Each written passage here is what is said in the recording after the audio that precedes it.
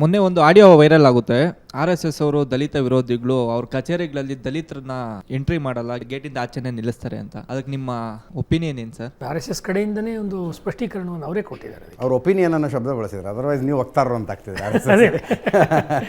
ಅಭಿಪ್ರಾಯ ಏನು ಅಂತ ಇಲ್ಲ, ನಾನು ನೋಡ್ದಂತ ಆ ಥರ ಇಲ್ಲ, ಅಷ್ಟು ಹೇಳ್ಬೋದು ನಾನು. ಅಷ್ಟೇ, ಯಾರು ಹಿಂದೂ ಪರ ಸಂಘಟನೆಗಳಿದ್ದಾರೆ ಅವರ ಆಫೀಸ್ಗೆ ಹೋಗೋವಾಗ ಯಾರಿಗೋ ಪರ್ಮಿಷನ್ ಕೊಡೋದು ಅಥವಾ ಅವ್ರ ಜಾತಿ ಕೇಳಿಬಿಟ್ಟು ಒಳಗೆ ಬಿಡೋದು ಅಥವಾ ಬಿಡದೇ ಇರೋದು, ಈ ರೀತಿದೆಲ್ಲ ಇಲ್ಲೂ ನಮ್ಮ ಅನುಭವಕ್ಕಂತೂ ಬಂದಿಲ್ಲಪ್ಪ. ಅಥವಾ ನನಗೆ ಬರದೇ ಹೋದರೂ ಬೇರೆಯವ್ರು ಯಾರೋ ಹೇಳಿದ್ದಂತೂ ನನಗದು ಕಿವಿ ಮೇಲೆ ಬಿದ್ದಿಲ್ಲ, ಅಷ್ಟೇ ಹೇಳ್ಬೋದು ನಾನು.